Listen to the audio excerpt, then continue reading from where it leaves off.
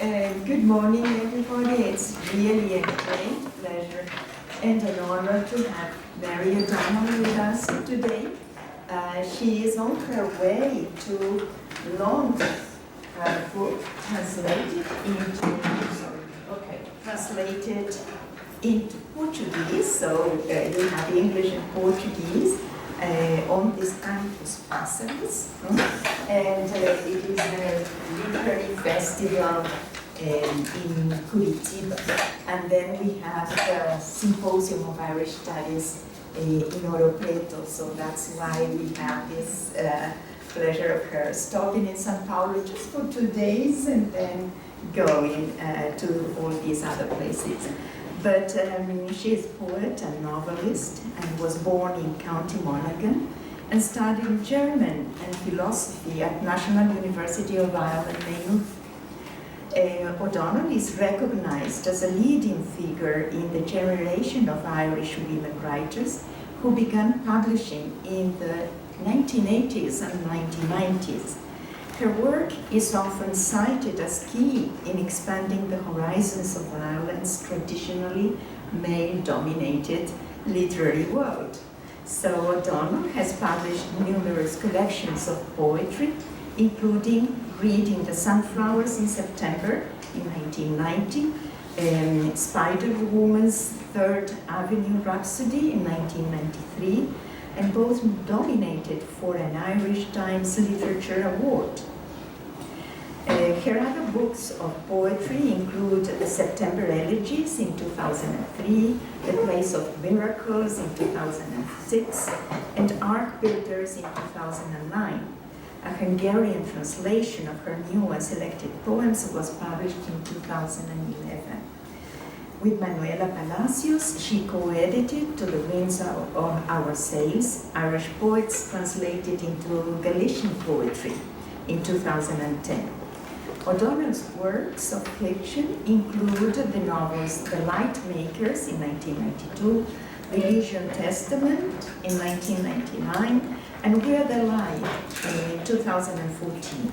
She has also published works of short fiction, including Strong Pagans and Storm Over Belfast, and we have another here, Empire, and those afterwards we would like to have a look, and then if you want to acquire it, you can. We have her essays and criticism have been widely published, and she has presented programs on poetry for RTE. O'Donnell has received numerous awards for her work, including a Hennessy Literature Award, an Allingham Award, and prizes for the Fish International Short Story Competition and the Cardiff International Poetry Competition. So she is a widely known writer. Formerly on faculty in Carlow University, Pittsburgh's program of the Master of Fine Arts, O'Donnell has also taught in the Iowa Summer Writing Program at Trinity College and at National University of Ireland in Maynooth. She currently teaches poetry at Galway University, and in 2001 she was elected, and I do not know how to pronounce it.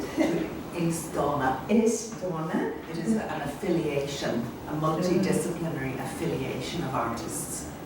Yes, and it's famous in Ireland, isn't it? It congregates all writers there. Writers, painters, musicians, dancers, artists in general. Well, thank you very much, and thanks, Mary, for accepting the invitation to stop here in São Paulo and give us the pleasure of listening to you. Thanks very much, Laura, and thanks for the invitation to return. I'm absolutely delighted, and it's really great to be here again. What do I say? Are there any writers, people who are writing in this group? Is there anybody writing, testing their own talents? In my case, I wrote for like 10 years in a company, but only reports Sort of apps. for my planning Yes, and coaching. okay. Well, is there an interest in writing? Okay. So, well, I think some of you have read from this book, Empire, is that correct? Or This is maybe another group. Oh, it's a the different group. of the Okay. strike, All right. unfortunately, Ah, and they I are see. waiting for So, the recording. All right, I'll tell you what I'm going to do. First of all, welcome. I'm delighted to meet you, and I hope you enjoy this talk. I feel it's an informal enough session, so although I've written a formal lecture, I'll try and, keep it reasonably understandable. If there's anything that anybody doesn't understand, stop me. If there's any word, or ask me afterwards, anything at all. So this talk will be in 3 sections. The first concerns my work, because that's what Laura asked me to address first, how I came to be a published writer, some of the themes that have preoccupied me throughout my writing life. The second is a development of this, because I'd like to discuss the stories, and these are linked stories in this collection, Empire, and, well, none of you here have studied it, but others have. And then in the third section, I want to link up with new 21st century Irish writers. So this is the generation much younger than I, who are currently publishing, and the themes which they are carrying forward, because there are connections from generation to generation, as you can imagine, as well as total breaks in other areas, and that's natural and how it should be, I think, in a healthy artistic community. So in this section, I'll discuss the writing of Naoise Dolan, Niamh Campbell, Colin Barrett, Claire Kilroy, and Claire Louise Bennett, and a few others. Many of these are in their 30s, and in the case of Barrett and Erskine, they're in their 40s and 50s, probably. I can write the names up afterwards. But, pardon? Oh, thanks, Martin. Yeah, okay. I began to write quite early in life. The way people come to things quite early without knowing why. I wrote a 4-liner when I was 9 that rhymed, and just a typical child's rhyming verse. And my mother thought it was very good, and she encouraged me to send it to a British publisher, a good bit British publisher too, the late Paul Hamlin. And he wrote back to me and he said, "Dear Mary, we really like your poem, but unfortunately we don't have a niche for it." You know that word niche? We don't have a little space for it at the moment, but do keep writing. So that was a very positive early rejection, It was very positive. He made me feel, yes, this is okay to be doing. So writing and publishing were always linked and alive in my imagination, and I have never seen any point in writing just for myself. If I write just for myself, it will be in a diary, which I just occasionally keep, but otherwise I'm always interested in publishing because I need to communicate. It's just the way. So when I was young, as there seemed to be so much to describe or object to and to say, but I didn't know how to say it. As a young person, as a teenager, I didn't have the tools and the know-how, and I hadn't yet absorbed the idea that all artistic and creative work is experimental. So, no matter what you're reading on your course in that's art writing, it is all experimental. I think it's helpful to beginning writers, indeed all writers, if they remember that pulling together any art form is experimental. You're freed into the laboratory of your own imagination, adding a bit of what you know to what you have made up and invented, funneling time into a kind of reactive test tube, adding an extra line from a volumetric flask, to be scientific about it, yet it's not science. And it is highly experimental, as today's writers of autofiction are showing us. But my first two poems were published when I was 26 in a national newspaper, followed by a short story.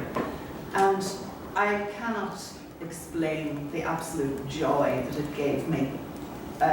This probably sounds very vain, but just to see my name in print and that I had written this, because as a relatively shy person, which I would have been, this was the other side of me suddenly freed onto the page, the part that I actually did want to communicate, perhaps.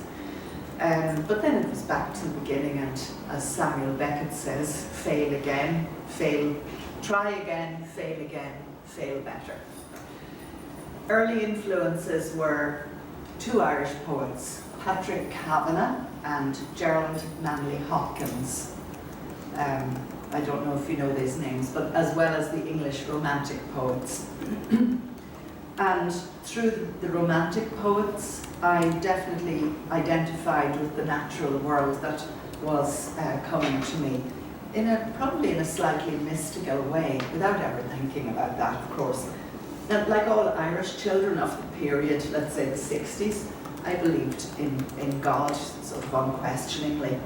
But the natural world was a different kind of God, perhaps gentler, less punitive, less threatening. And so for me, mysticism springs from an underlying thread of religious impulse, of beliefs outside conventional structures, yet within an attitude of identification with the most minute aspects of the natural world. It also cast me, or so I believed, as a participator in invisible, transcendent process in which I felt at ease. I found where I felt at ease. Now, when I speak of the writing I mean the sense that some of you may have, as those of you who are writing a bit. It's not the I that attends social literary gatherings and goes ha ha ha or whatever. It's a different I. It's probably more precious without being precious about it. So the writing I is where you find yourself as a writer, where you discover what elements of our existence are attractive to you, or fascinate you, or repulse you, or cause you pain. You live in communication with your writing I. I don't mean this I mean I. I just realised. And so the writing I sometimes gave me feelings of oneness with existence when I was young, and it swept through me intermittently throughout my childhood in the country. And I'm certain it's what gave rise to poetry for me.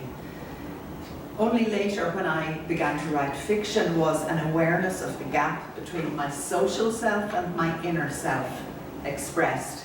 And some of my protagonists in early stories, such as After the Match or Halley's Comet, they're from the collection Strong Pagans, which was published way back in 1990. But some of those protagonists found themselves restrained by a society that didn't always respond to their imaginative needs and social beliefs.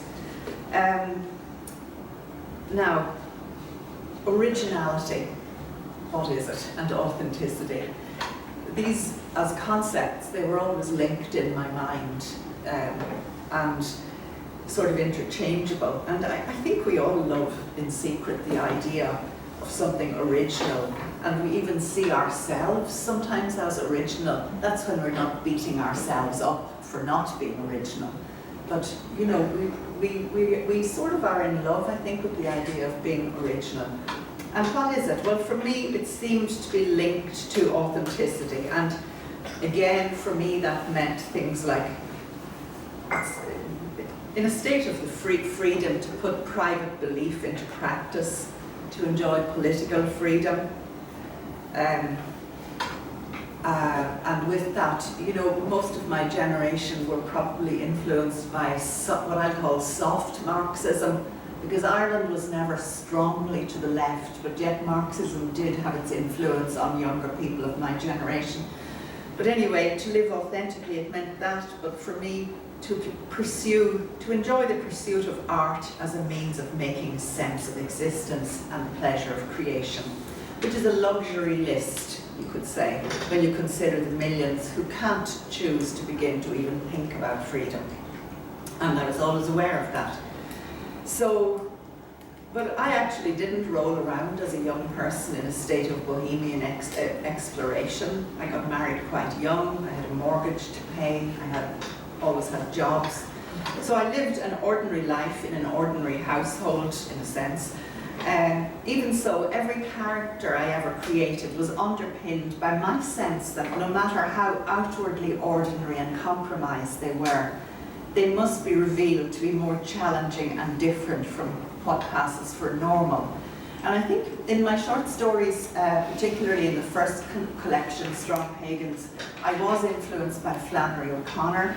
I loved her ideas of illumination, and revelation, which are sort of underpin a lot of her short fiction, and it did inspire me as well.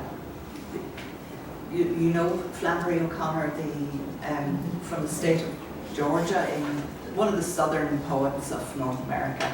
He belonged to the Southern School, sometimes called Gothic as well, but very influential, and she has some great stories. If you like it dark and thrilling and interesting, go to Flannery O'Connor. But today in Ireland, the social situation is greatly changed. But the 1980s, when I was a young woman, it really was a time of social repression that didn't always nourish and encourage its young women in particular. Emigration was widespread. Hundreds of thousands of young people went to America and the UK in search of work. And we may not have had the Taliban overlooking us, but the close relationship between the Catholic Church and the Irish state at that time had a negative impact on the lives of girls and women. There is no question about that. But like many of my peers, and paradoxically, I emerged from a generation that was being affected by what I call soft Marxism. And this came to us through our experience of reading things like The ABC of Communism. And when I was 16 and in hospital, that's what I was reading. And a nun in the hospital found me reading this book and felt she should consult my mother about my reading material, but my mother didn't mind. And it's true, I only half understood the Communist Manifesto, and my reading experience was, in general, more confined to novels and poetry. I don't know if these names mean anything. Lawrence Durrell, the famous English writer who wrote the Alexandria Quartet, Turgenev, the Russian, of course, Germaine Greer, one of the early first wave feminist writers, Edna O'Brien, a wonderful short story writer. So I had a lot of opinion in my nature, I suppose, but I was shy as well, and almost all my early writing was a kind of protest against something. Not in a mounting the barricades sort of way. It was usually more in social situations. So on a practical front, it took time to realize that I would be working in 3 genres, but eventually I did. I realized that I needed to work in all 3, short story, poetry, and finally in my 30s I turned to the novel. And that pattern has remained unbroken for most of my life, with half of my published output is poetry and half of my published output is fiction, long and short. Books published during the 1990s included the novel The Light Makers. This is a 2nd edition or 3rd edition that came out 5 years ago. And it's I must say I still like that book, and it hasn't dated, it has survived the time. And it has to do with a young woman who is married to an architect. She's a photojournalist. They find they can't have children and goes from there. But it's not a maternity or maternal oriented book at all. It's a look at Irish society at that time. So we had the Lightmakers, Virgin and the Boy, whereas the Lightmakers was a bestseller, complete bestseller, did really well. Virgin and the Boy plummeted and got very harsh reviews. A third collection of poetry, Unlegendary Heroes, came out with Salmon, and the novel The Elysium Testament. And in The Elysium Testament, I think that's where I first really encroached on areas that interested me, to do with possibly slightly Gothic manifestations. The protagonist in this book is an architectural restorer, and one day she's in the supermarket and she discovers that her 5-year-old son is levitating between the aisles. And it triggers off a strange response in her, some past traumas from her childhood. And when she brings the child home, she holds her in, but she beats him. So it's kind of a monstrous maternity, although she loves him very passionately, this boy.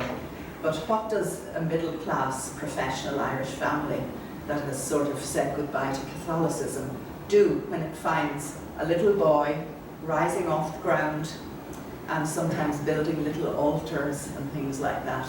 This is surely evidence of sainthood, you know. So I was very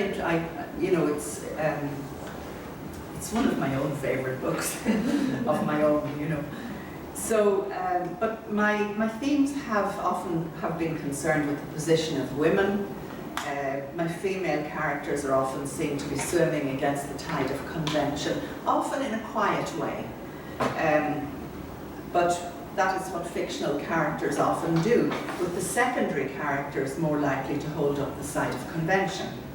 And we see that pattern repeatedly in literature, from Chekhov to Henry James, Edna O'Brien, Flannery O'Connor, the Australian writer Patrick White, whose short stories are absolutely brilliant, and not forgetting your own brilliant author, Clarice Lispector, whose work I absolutely adore, and then the Polish Nobel laureate Olga Tokarczuk, whom some of you may know.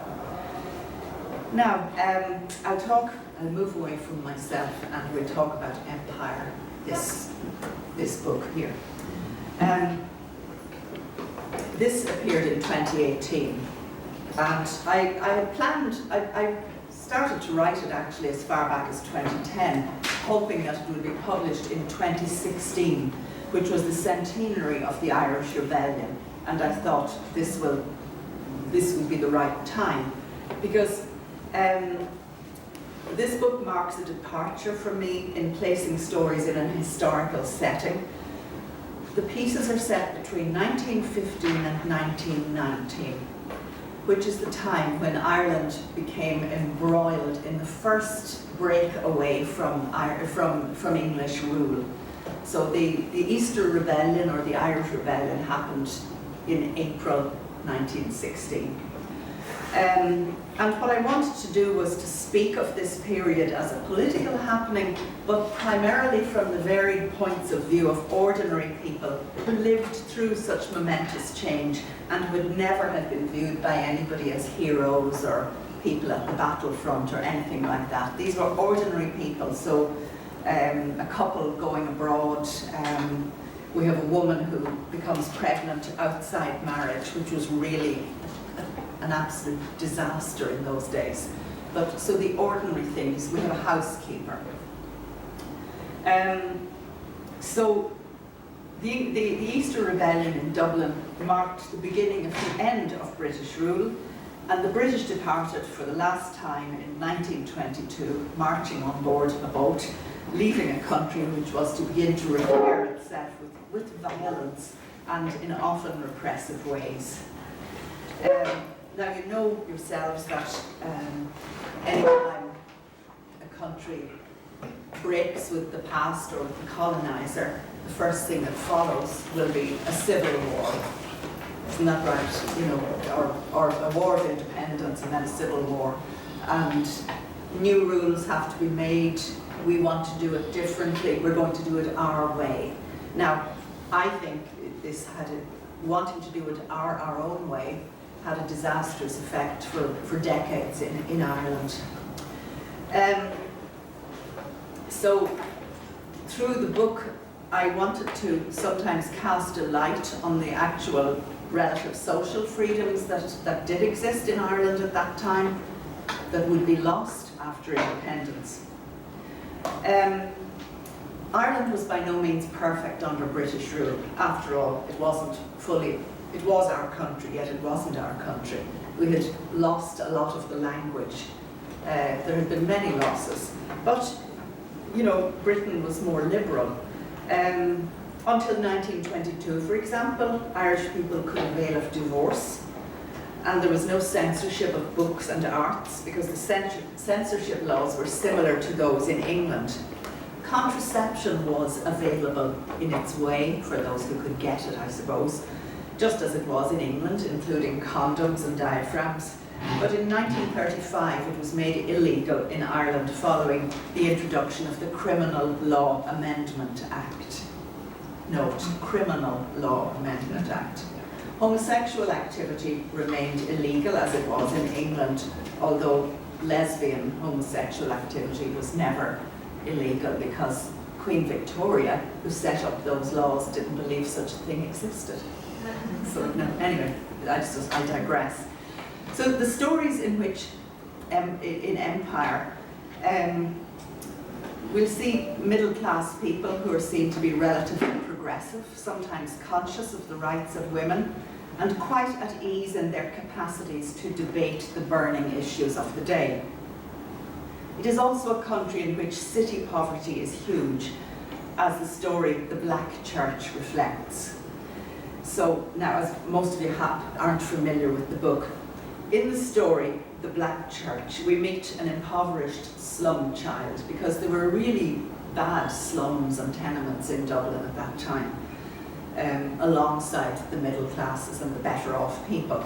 And on Easter Monday, which is going to be the day of the rising, although the child, nobody knows this, of course, the child wanders out from her home where they have very little to eat. There's a sick baby and off she goes. She's on her own and she comes to the Black Church. So there's a superstition regarding this, the Black Church. It's in the heart of North Inner City Dublin. And it concerns the belief that if you walk anti-clockwise around the church, the devil will appear. And so the child has really absorbed this. You know, she's about 11 or 12, I think. So I wanted to create this imaginative young protagonist who would also witness the Dublin Rebellion. And on her way that morning, before she goes to the Black Church, she calls into a chocolate shop on what is now Parnell Street. It was called, I forget what it was called then, and where she gets leftover bits of broken chocolate, of course, from the man there. And off she goes. And she's quite frightened when she does the Black Church thing, but nothing actually happens. However, she wanders down to the centre of the city, to Sackville Place, that's now O'Connell Street in Dublin. And she witnesses the shooting, and she witnesses the British soldiers charging down the streets on their horses, shooting at the crowds, which weren't enormous, but shooting at everybody. And she's absolutely shocked and she goes off to hide. Now, I didn't want to end this piece on a dark note because it's already dark enough. And I have her rescued in a way by a kindly neighbour from her tenement who sees her and urges her to join in the looting of the shops, because obviously all the poor people, as ever, head straight for the shops, break the windows, and they're taking bread and cake and articles, hats, prams, whatever they can get, because all the streets are on fire in Dublin. And they're very poor people on the edge of everything. And, you know, on the question of superstition, of course it prevails where poverty prevails, because it's part of powerlessness, I sometimes think. And I'm sure you've witnessed this yourselves in your own culture. And I noticed it recently in a novel I read by the Mexican author Fernanda Melchior, whose novel Paradise, do you know it, Laura? Yes, I heard. Yeah, it really portrays the chasm between rich and poor in Mexico, but it's full of the superstition that goes with poverty. Anyway, the two longer narratives of the collection in this book, Empire, are Empire itself, and another one called The Moss Picker. Structurally, I wanted to create a seesaw effect throughout the other stories also, in which a minor character in one story, for example the title story, can show up in a more prominent position in a later piece. So there is a housemaid in this story, and she appears in 3 different stories. The title one in a smallish way, also in Fortune on a Fair Day, and finally in the final piece in the book where she assumes a greater role. Margaret Wheeler, who is the protagonist of the first story, Empire, appears as a minor character in The Moss Picker, after being central in Empire.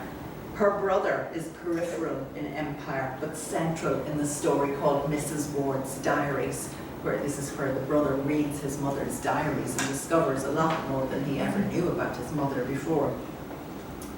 And Mrs. Ward herself is a progressive and informing presence in the background of Empire, who's working on the side of women all the time to relieve poverty, and of course she's a suffragette. So by moving these characters around, I found a way to depict the shifting perspectives and attitudes that prevailed at the time when the British Empire was starting to experience its cultural territories being eroded and destabilized in parts of the world. What happened in Ireland would happen later on in India, much later, and would happen in British-ruled Palestine during the 1920s. So it was the beginning of the shrinking of, the global red map that was starting to shrink. And in fact, the Irish experience influenced Mahatma Gandhi. I don't know if you knew that, but it did have an influence. Now, where do I see? I'm conscious of time. When do we have to be finished? I think that you have till midday, isn't it? Oh, okay. Lots of time. But we don't need to reach that. I know, it's all right. I'm not going to read till midday. Not for you, because it will be I'll be finished in about 15 minutes. Yes, maybe. that's But is everybody sort of clear on what I'm saying? Or you're not falling asleep or anything? Everybody's with me? Yes. Okay, if there's anything you want to ask, ask. So, yeah, even when the British Empire was starting to decline, it had seen vast numbers of people, like the army of empire, including married couples, administrators, road builders. These come in, road builders and the armies themselves penetrate many parts of the world, as your own country here was once penetrated by the Portuguese, obviously. So the displacement of native peoples was vast, but it was also a very modern, progressive thing for a young, upwardly mobile couple, such as my 2 protagonists, Margaret and William Wheeler, to head off on a steamship to Burma, which was then it was part of India. It was a normal aspiration for them. They wanted to sort of better themselves. And the rebellion hadn't happened, so off they went. So my question was, how might these people, who were actually Irish and already colonized, settle in Mandalay? There's some really great literature on the colonization of Burma, but 2 novels to which I'd refer you are George Orwell's Burmese Days, which someone has read, and Anne-Marie Tagosh's The Glass Palace.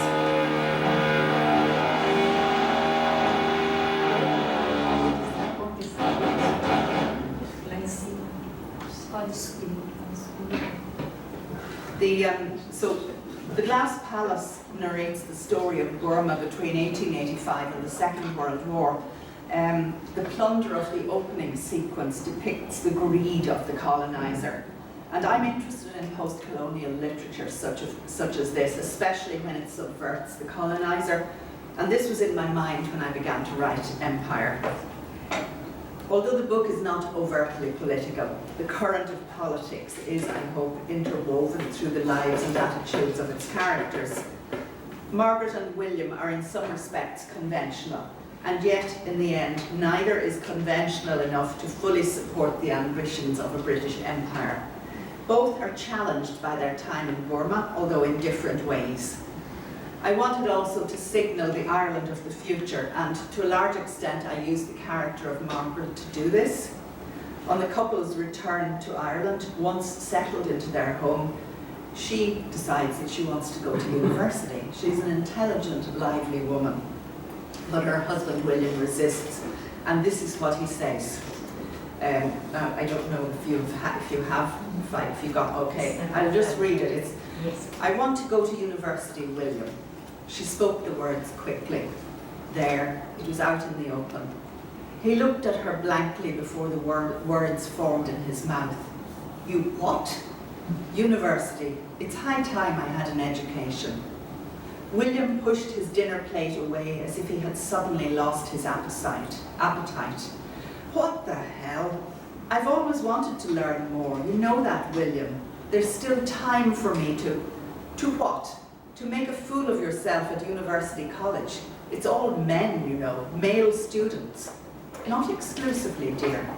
She was trying to hold her patience, to be calm and strategic. Are you unhappy, Margaret? Is there something that makes you so discontented you wish to leave the home every day to attend classes? Are we, for I think of the children too, not enough for you? Frankly, yes, she wanted to reply, but thought the better of it. On the scales of justice, it should not be a contest between one aspect of a woman's life and another. Even Mother had said that. In fact, she was always saying it, and when she had returned from her latest London trip to the suffragettes, she had told Margaret that all women who were able were honour-bound to change things, to make sacrifices to do so. Of course you are enough, but you know how you were able to attend university to study as an engineer? How wonderful it was, and all that you learned? So it is for me. I need something else. You need something else? He spoke the last word as if it was part of a new language he had never before encountered. Yes, dear, something else. But what about your children?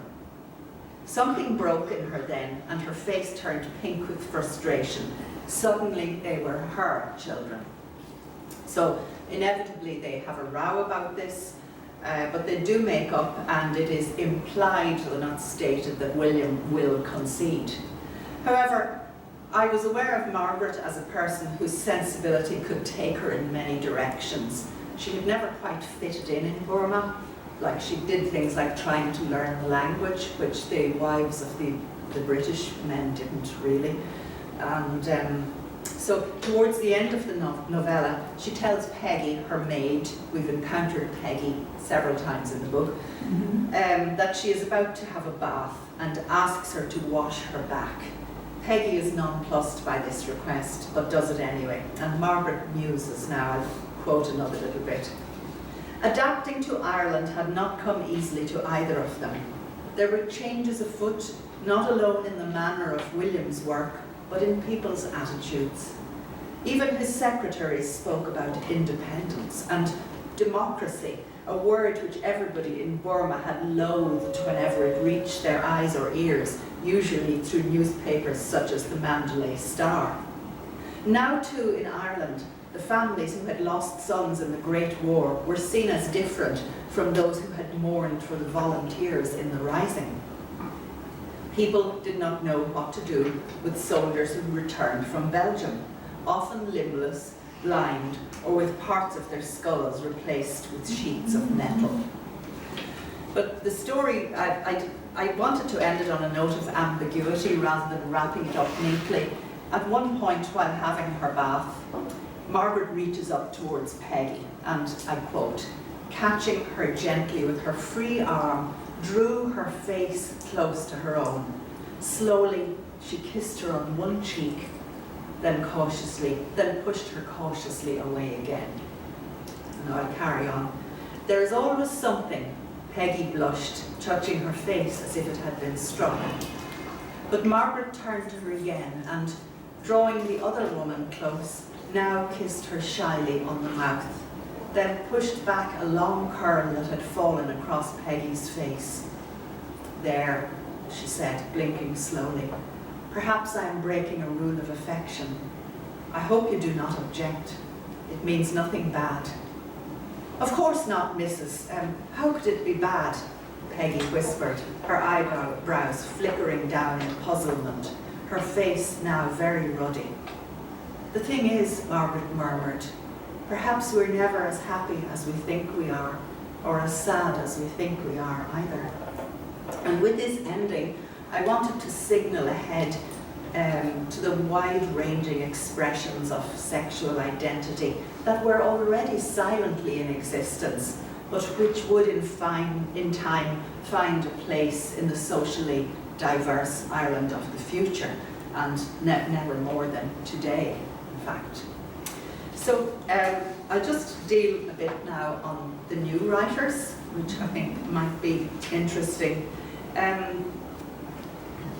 When a country is being born or radically changed after the experience of colonialism, there are naturally some deep-seated prejudices, attitudes, but also aspirations. And you're aware yourselves from your knowledge of the histories of the different countries here in South America, including Brazil and Argentina. But also, some things are left behind. Many things have been left behind today in the Ireland I know. Many of my generation, we were influenced by the European Union, which thankfully forced, in a way, or obliged us to adopt transformative legislations on the island that would eventually contribute to the lifting of certain inequalities. The work of the writers of my generation is already quite well documented and discussed. Our themes, now speaking really broadly, are often ones of discovery and reinvention and a woman, say in the case of women, finding their place in our society, our own minds, inclinations, families, and the things which made space for people's dreams or which placed restrictions on those dreams. So the women who broke onto the fictional scene in the 70s and 80s were really testing the air.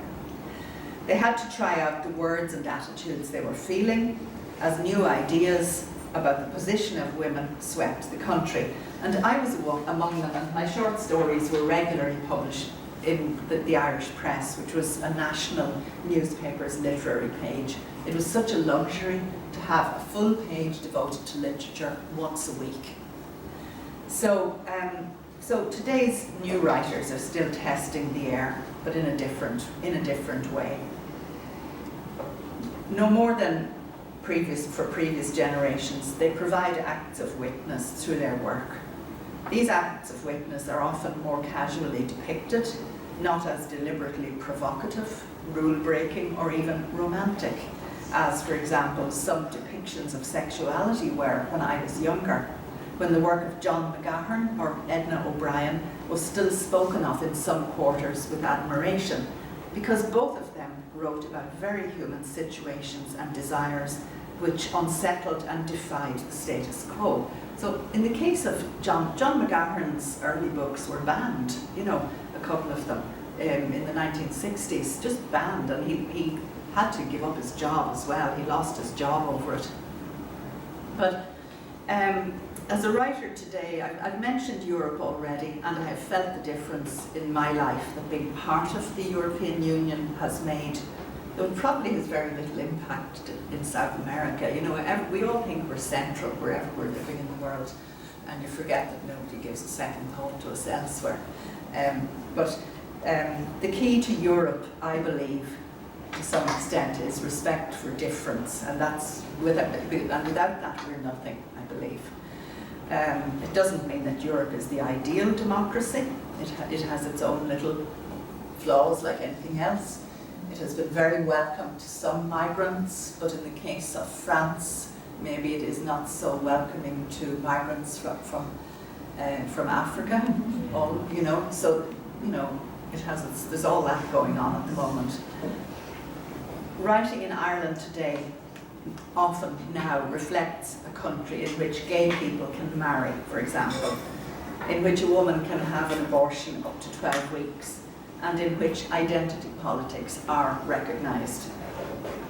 It does this sometimes in a socially realistic style of writing, but also in terms that are surreal and disassociative.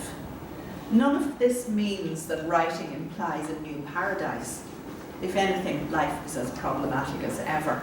So I just want to talk about a few of the writers. There's a young writer, and I'd say she's, I don't know, she's even 30. Her name is Naoise Dolan, N-A-O-I-S-E, Naoise Dolan, and her debut novel, Exciting Times, reflects the cosmopolitan, well-travelled Ava, in some ways not untypical of her generation, a young Irish woman based in Hong Kong and teaching English as a foreign language. She becomes attached to Julian, a wealthy English banker, who offers her accommodation in his upmarket apartment. He is privileged and a little arrogant, and she's someone who's a little bit opportunistic, so we're not meeting these glowingly perfect characters that we want to believe in or fall in love with or anything like that. And I found it very interesting. So neither of them is in love with the other. Although they do have lots of kind of unreflective sex in that nobody lies in bed afterwards thinking about their feelings. She considers herself to be good at men, although the Ava and Julian passages are more about the power balance between them than anything else. Dolan has a fresh sensibility, and her character Ava constantly tries to make sense of her situation by framing it in terms of a question regarding identity. So she'll ask herself, does sleeping with Julian make me a bad feminist or a good girlfriend? Which is sort of interesting. And in a way she resembles some of Sally Rooney's young women, whose struggle for self-affirmation is so connected and also messed up with the power dynamics of sex. Or maybe I should say not messed, but mingled. So the narrative goes on, and then Ava meets an Asian woman she genuinely likes, Edith, who went to boarding school in England. So they understand one another's cultures and that. The women bond, and now Ava has a new range of feelings to consider, and something that is really more like feeling. It's where the love story occurs in Exciting Times between these two women. And although Ava exists in a state of constant irony and low expectation, through Edith she experiences a newfound vulnerability, but also of self-worth. And questions of so-called sincerity and writerly feeling seem to be very far from Dolan's mind when she depicts her characters. In this sense, millennial irony and super coolness outweighs such concerns, which, for better or worse, might have been to the fore a generation ago. Sorry, was your hand up, or were you just? Oh, that's okay. Sorry.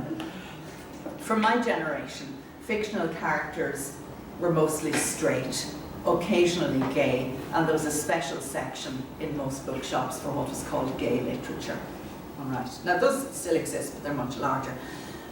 Through writers such as Dolan, those lines of very sharp distinction have been dissolved, and this fluidity is represented in many novels today. Other writers who move along in an unboundaried way would be Niamh Campbell. She's a Dublin writer, several of whose characters depict fluid sexuality and expression. Her excellent 2020 novel, We Were Young, quite movingly to me tracks a man on the cusp of middle age, caught between the competing drives for freedom and intimacy. Cormac is a bisexual photographer and lecturer. He's single and trying to become middle-aged through doing lots of casual sex and drugs. His ex, a well-known choreographer, is now married to a producer and has a child, a trampoline probably, and he imagines it silvered with dewdrops as the sun crowns over the gardens of suburbia. So there's lots of irony in Niamh Campbell's writing. Also a powerful sense of the agendas of the day, which are actually important agendas of socio-historical worth, I think. The novel opens, for example, at an immersive theatre experience about the Magdalen Laundries. Have you heard of the Magdalen Laundries? Okay, I'll just, there were, some may have, all right, I'll just explain, you know, they were also called Magdalen Asylums, and they were institutions usually run by Roman Catholic orders of nuns, and they operated from the 18th to the late 20th centuries. They were run ostensibly to house fallen women. So that's women who had become pregnant and gave birth in the homes. An estimated 30,000 of whom were confined in these institutions in Ireland.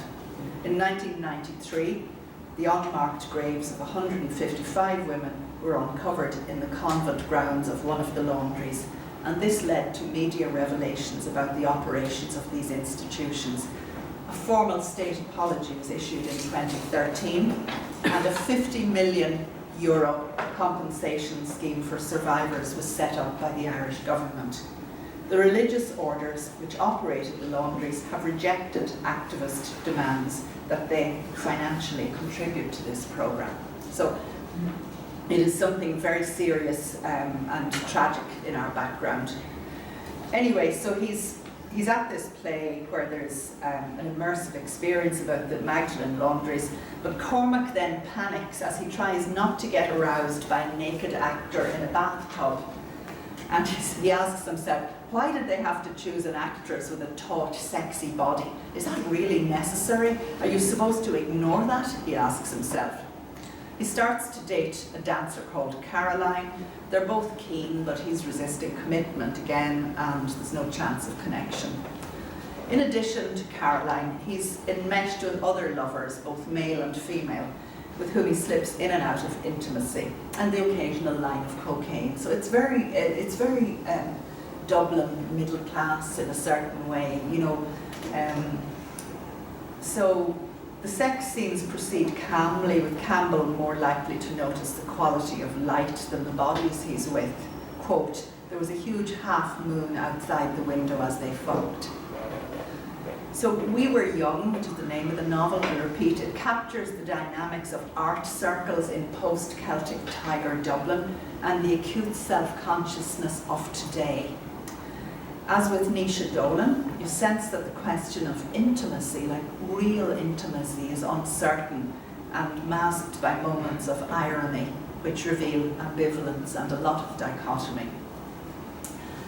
Now, maternity always comes up somewhere, and maternity and motherhood was addressed really compellingly recently through Claire Kilroy's novel Soldier Sailor.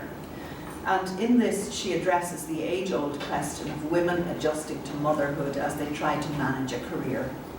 In the protagonist's case, she is, like Kilroy, a writer, and like Kilroy, struggles with the hours of care and the inability to afford childcare, which inevitably bring her away from her writing life. So this novel is all about, you know, the anger, the pain, the borderline insanity, and yet it's quite a humorous novel in places as well. It's not all, you know, gloom, anger and doom. It's quite funny. But men in her depiction still have the freedom to come and go to work, to be part-time parents if they wish, while the responsibility for most of the parenting rests with the woman. At least that's her story. However, it unfolds structurally in an internal monologue addressed to her son, Sailor. But we should also, I certainly felt that the protagonist may be an unreliable narrator, but that isn't the point. What is the point is that the world has, she feels, diminished her. What she believed was her real life, that is, a writer, is no longer her real life. And instead the reader follows her through this very raw and often quite meditative journey through the rough waters of the child's infancy. And the question is, will she reach shore? And in a way she does.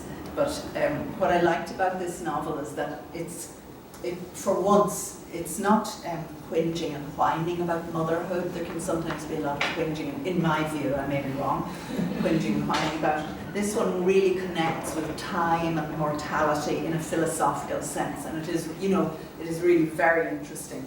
and how our awareness of these is exposed through motherhood, for women anyway. So the shore that the protagonist is seeking becomes one of the acceptance of inevitabilities. I think it's one of the important novels of today. Now, I suppose we're out of time really, but I'm nearly done. There's a writer called Colin Barrett who lives in the west of Ireland, and he has been compared to John McGahern, but I think he's actually very different from John McGahern. He falls outside some of the themes that I've mentioned, but his work often centres on characters living through ordinary yet extraordinary traumas, and at the same time managing to be quite heroic. They can be wheelchair bound, they're recently released from a mental hospital, or he has orphaned teenagers trying to survive in an Ireland which really, in spite of all its liberality and all the rest, isn't offering them that much. So the collection is called Homesickness, and the current that I pick up from his work is that this is a country, Ireland is a country in which it's every man or woman for themselves. And if you think Ireland has tilted politically slightly to the right, as most of the world has done anyway, more severely, but we're tilting that way, and I think it is, that's how his characters would perceive it. He's not trying to shock anyone as a writer, and there's a barefaced style of storytelling that doesn't bother too much with irony. In this society, everything is permissible. You know, the Republic of Ireland, the setting for many of the pieces is modern, secular. The laws and legislations are present, which in theory permit personal fulfilment. But Barrett depicts people struggling to survive, where inner problems that respond to outer situations create divisions. So liberal legislations alone do not improve the emotional landscapes inhabited by his misfits. If you do get your hands on this book, Homesickness, I would recommend a story called The Ways, where 3 West of Ireland siblings struggle to remain as a family after the death of both parents from cancer. All are in a state of unarticulated trauma, in which feelings are bundled away. Home is a place where living happens on a knife edge. The 3 siblings are each in their own way, I think, quite heroic as they try to manage. And the theme of loss and trauma in this piece is very moving. And if anything, his stories betray an inclination to explore the mythic dimensions of ordinary society, where grief, hurt and poverty ride side by side with moments of great personal authority.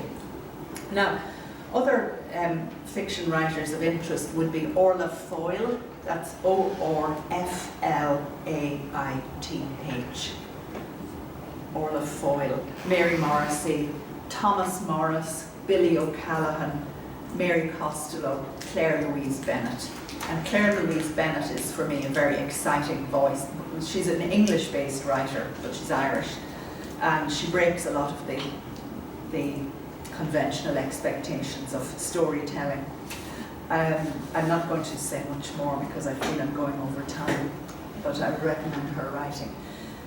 In conclusion,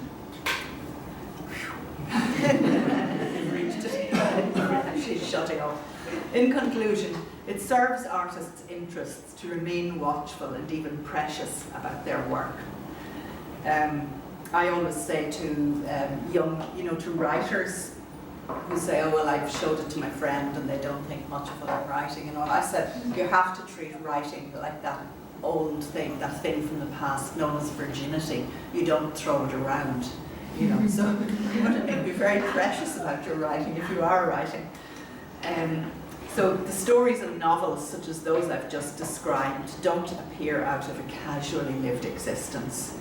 I mean, even what I don't live casually, although I do live casually in one way, but it's not possible as a writer.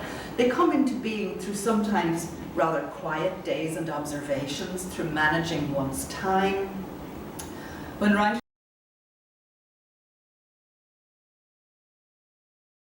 get to speak about their work or read from it. Of course, that's fun and interesting and social, and it's a validation. But we work directly with the maladies we encounter rather than avoiding them through anaesthetising our response in some way. Our work is to transform the ordinary, but not to depart from the ordinary, which remains a resource and is often heroic. How we proceed in doing that depends on temperament and creative drive. But for me, there can be little doubt that many 21st century writers have grasped the nettle and acknowledged the newly formatted identities of race and gender, and sometimes or often of economic dispossession.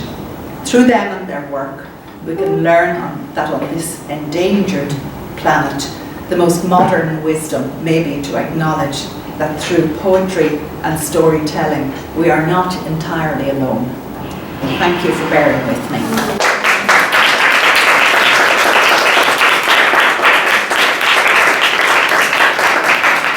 Thanks a lot, Mary, for this enlightening lecture about not only about your contemporary colleagues writing today in Amman, but mainly also about your work.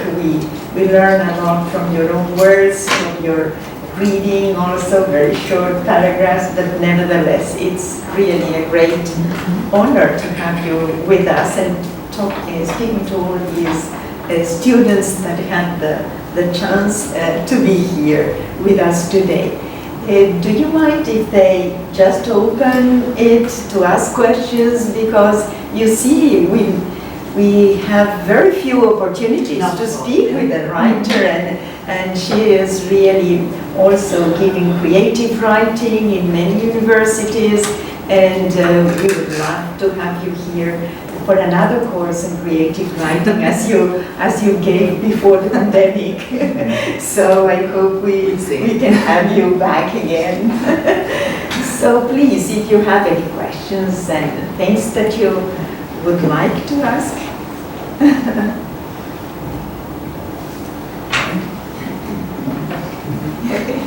Yes, Victor, start. So thank you very much for your talk. It was very fascinating, and I'm Laura supervisee, and I'm also doing part of the Literature and Difference course, and we had the opportunity to read the short story Empire, so it was very fascinating for us all, and we were discussing especially how you represented the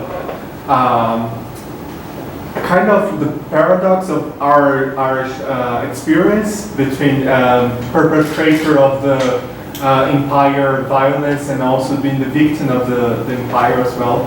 And it called us the attention when we were discussing the short story. And again, I have to say another thing as well, that yesterday we read your short story, The Space Between You and Me. Hadley suggest us to read and discuss the short story, and I think it was it became one of my favorite short stories. Thank you. Yeah, and just to make a connection between both short stories, and it caught my attention. The desire of the characters, the female desire. So, could you expand a little bit more? How do you deal with? Because both of the characters. In which story? In both? Both of them, yeah. Because I know they are different. The desire between them are different. So, but always there's this representation of the male character that, in a certain way, are moved by some kind of desire, and I think very fascinating this part of your writing. Let's see. Well, I think desire is a feature of being alive, really. I mean, it's not necessarily sexual desire, but just desire, want, need, and in the case of Empire, I wasn't really interested in depicting a particularly repressed couple in Margaret and William, and they're quite free with one another, and because there would have been always people who were quite free and not too worried about anything. They have a good relationship in a lot of ways. but I didn't. I wanted to push the character of Margaret a little bit further and just raise the question that perhaps maybe she is gay or might be, or bisexual perhaps, or as a possibility. It's just, again, I suppose I'm just pushing around that idea of desire, but I you know, when she kisses Peggy, it's up on the cheek, but then she goes to her lips, it's just a kiss, but yet a kiss, you know, a kiss is a question, really, it can be. In the case of the protagonist in the story, the space between Louis and me, yeah, you know, it's hard for women in their middle years sometimes to find the right man, and the same applies to men. And so I wanted to imagine a woman who decided, well, she'd had enough of all the conventional methods and she was going to do it on her own terms. And that's enter this virtual character of Louis. Now the story was written in 2008 or 9, I think it's way back. So I was afraid it would have dated by now. But I'm told it hasn't, apparently. But yeah, so in a way, and this woman, she's from a rural Irish background, we discovered at a certain point. She's used to, her upbringing was a crowded one, with lots of children on a farm, very busy. And she's someone who likes to be solitary. And she's trying to construct a life on her own terms. And this is where Louis comes into it. But it is also about desire and how we find our way to satisfy it, I think. Does that answer your question? Yeah. Okay. Thank you very much. Okay. Mary, would you talk a bit about your poetry? Because as a writer, you write fiction and you write poetry. And how do you read writing poetry and fiction? Is it a different kind of personality of self that is manifesting, depending on the genre that you are writing? I think it probably is. Poetry is like I can write poetry at home in our own house. But if I want to make headway with fiction, I just need total silence and no commitments of any kinds, whether it means looking after the dogs, which we have, or, you know, and fortunately there's someone in the house who supports me all the way, you know, but fiction is a different commitment. I always think of it as like doing a very large scale mural, perhaps. And no matter, you think you've finished at one part and then you look down and there's trouble in another corner that has to be resolved, maybe a character that you left hanging. So you're never quite finished with fiction, you know. Whereas a poem, you can keep redrafting it a lot more easily. But a poem, probably for me, I think mostly it's probably closer to the person that I am, maybe, than some of the fiction is. I'm not sure, to be honest. I just do it, but I don't know. But the processes are quite different. The part of all work, whether it's poetry or fiction, that I enjoy most is redrafting. I really like redrafting work. And people often ask, is it craft or inspiration? Well, it is craft, but I think there's inspiration in the craft of redrafting. And if you're not able to read your work, let's say whether it's a draft for a story or a novel or a short story, if you can't, you put it down, walk away from it for a few days, and if you can't come back to it, or if you're not willing to come back to it and engage with the text and examine how does this word work in this line, is it earning its space on this part of the page? If you can't do that, I don't think it's ever going to work. You have to be prepared to do that. It's where the real digging comes in. But that is the part I like best. I mean, it's great to be able to do it. I might have been stuck down a coal mine for a long time. Really, it's a privilege. Yeah. Some people say, like Kevin Barry, that he he makes like 36 versions of a short story and then throws them out, and then a friend says, but you describe the landscape too much. And then he says, right, that's it, and then he writes. So sometimes he says it takes him like 36 versions. Do you ever have that? I've never done that many versions of a short story, but I probably would maybe sometimes do up to 15, you know. Not always. Sometimes. And certainly with the poetry, I do a lot of drafts. And the novel that, I have a novel that's not published yet, but I've done 9 drafts of it, you know. Now, the drafts become generally a bit easier as you go along because, you know, there's less major stuff to do. But like drafts 2, 3, and 4, there's a lot of messing around and moving stuff and removing stuff and rewriting. But before you get the real shape of it, it doesn't just flow magically for me at all. But, and I think that's because I'm more a character-driven novelist than I am a plot-driven novelist. And I often have difficulty trying to decide how should this book end. So you know, those things do come into it a lot. Yeah. Do you find it hard to let go of your characters the more you do? How do you know? In general, no. They're as realised as I can make them. But I did, after I mentioned a novel called The Elysium Testament, it was my 3rd novel, and at one point I considered taking one of the characters in that book and starting again with her life a few years later, but I didn't ever do it. I found that book hard to leave behind, funnily enough. Sure, I have a question. Thank you very much for your talk. You're very welcome. Yeah, Thank it's you. really nice to hear. Nowadays, what do you say that there are your major influences? This might sound grim, but major influence is death, you know. Imminent death, and it's always there, you know, sickness, death, carrying on. But in literature, you know, and you see that through a lot of literature as well.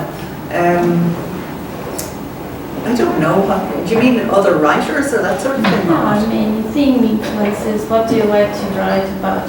You know, what do you think inspiration from? Oh, well, I suppose I take inspiration from sometimes things close enough to my life. I've become very interested in autofiction, and I think that is influencing me at the moment, but nothing has manifested itself completely. I've written a few essays, all right, that are partly autofictional works, so it's part memoir, part playing around in a novelistic way. That is of great interest to me, and so I'm teaching it for that reason. So wherever I'm asked, you know, I've been doing that. Like certain writer styles and the way they approach existence interests me. So the work of the Polish writer Olga Tokarczuk, and then the American Vietnamese writer Ocean Vuong. It was absolute delight. What's that book called? On Earth We Are Briefly Gorgeous. On Earth We Are Briefly Gorgeous. And so, because their work is existential, it begs questions about how am I to live my best life, how am I to make amends, but also make peace with the past, all those sorts of things, you know, trauma. So that interests me a lot.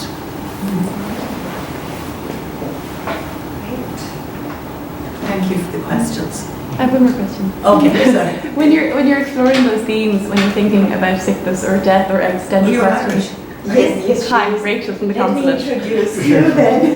Rachel is our Rachel. consulate in Europe. Oh, sorry, thank you. Sorry, Rachel. It would have been great if I was a Brazilian just with this perfect accent, but no, sadly this is from my life. Okay. When you're thinking about those themes, and then you write such beautiful poetry fiction as you do about them.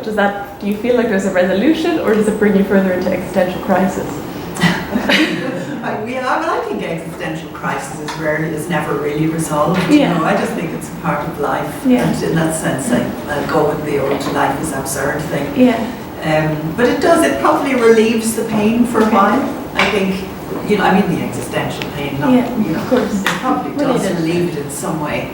It's like bloodletting perhaps, and you're trying to, again, make sense and assemble something, find a suitable collage that will bring you on and to the next bit of life or the adventure, whatever it is, Yeah, if that makes sense. it does. Thank you. Thanks, Rachel. Thank you. Yes, I really want to try, but my English is very, very poor, so I'm sorry for that. But I am a history master degree here in Osby, at Osby, and I could not let it go that in your novels and stories are the historical context between the individual. And this is a very, very big point to historians, We need to learn how agency of the individual, it's making the context, the history, and the history it's making like a fluid in the life of people. And I think that this is appearing in your stories while you were saying about them. So I really want to know if I could be able to speak what I was thinking, but I really want to know your opinion of it, how this appearing in your own stories, while you are writing, you think about the context in the life of these individuals, in your characters. Like the role that history plays in them. Yeah, I think it has actually always been a feature of my work. Like this, well, a current novel that I have parked for the moment, but I will come back to, is set partly in Belgium and partly in Ireland during the First World War. So again, I am very interested in, all kinds of things to do with that. But the first novel, The Light Makers, features there's a background of the Second World War as it was fought in North Africa, in Egypt, near Alexandria, for example, as well. And I have tended to go back because so much of what happens in history we don't necessarily pass on as it was. And the French author Annie Ernaux refers to this.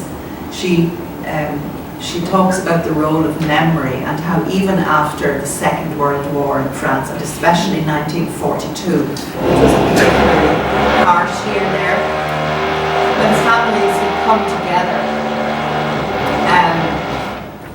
they would be, calling up memories, and after a while she as a child noticed that it was the same old thing the whole time, but they didn't play any role necessarily, and it was as if they accepted a version of what had happened, and she sensed that of course this is not as things happened, so the question of memory in relation to history is very interesting because we misremember, or we deny, or we don't remember at all. And you ask if you have a sister or a brother about an event in your family's past, you'll remember different versions, though you were both fully present when this happened. So we can't trust memory. And it's hard to trust historical records, that we have to, because there's nothing else. You have to be aware. Thanks. Thank you. It was a great question. Right, so I think that if you want afterwards to come nearer to talk with Mary also, if you want to get any of her books, then she can sign that for you. And this other book that is being published in translation, we will receive later. It's just it came out of the oven yesterday. Yes, And newly cooked. after we're delighted. It's beautiful. It is beautiful. And I would like Rachel to say some words, to invite the students to our island corner. In case you do not know the first floor, we have full of corners from that, not full, we have 5 already, and there are coming more from other countries. But you cannot miss Island Corner, of course. And here is Juliana, who twice a week she is giving round conversations there. There are books that you can get free for you to follow what is being published by the Chair of Irish Studies. So please, Rachel, thank you for coming. I know that you Will I go are to the front or will I busy knock having over? a lot of things being done at the Consulate General. Will I knock over the camera? Scholarships from the association, the Brazilian Association of Irish Studies, and from the chair too for postgraduate students and for undergraduate students too. So it's good for you to visit our corner, and we always have visitors. Here we have Professor Hedwig Fahl, who came from Leuven University, and she has just finished today. No, today you are finishing on the last class of a postgraduate course also on Irish literature, contemporary literature. So please take I'm worried I'll knock over the camera. So I just want to thank you all, first of all, for being here. Lots of new faces that I haven't seen before. I believe you guys are on strike, so that is a real commitment that you're all here. That's amazing. I'm absolutely delighted. Oh, that makes even more sense. Okay, makes more sense. Lovely to see you all. My name is Rachel. I work at the Deputy Consul General of Ireland here in Sao Paulo. And really, I want to thank Mary for being with us today and for all of your words. In general, they're words that I have personally enjoyed so much over the years, that have provided comfort and that have provoked in me emotions that I didn't even know existed, so thank you so much. But to hear you speak about today, and I'm so sorry I was late, but to hear you speak about it now, to provide some context to your poetry and to your fiction, makes it even richer for me, and I know for all of the students here, students and professors, and a couple of future professors that I know are really fantastic. So yeah, it's really special for me representing the government, just to see our culture promoted and appreciated in Brazil, to witness the new meanings that your words develop when it's interpreted through Brazilian eyes, and to see the academic lenses they apply to it. Which brings me really to thank Professor Laura and to thank the WBA's chair at USP for organising today's event, for organising your visit, for organising Professor Hedwig's visit. These links that you cultivate with Ireland's best writers and artists are so precious. They create such a rich study environment here for the students, and also by the work that you've done in supporting Mary's participation in the Abbey Symposium and the Literary Festival in Curitiba just means that those links can spread all across Brazil. So we're so incredibly grateful. The government is always so happy to partner with the chair to implement together our strategy for Latin America, which has a huge focus on Irish studies. And thank you so much. I invite you all down to the Irish Corner where we can talk more informally. Go to the Irish Corner.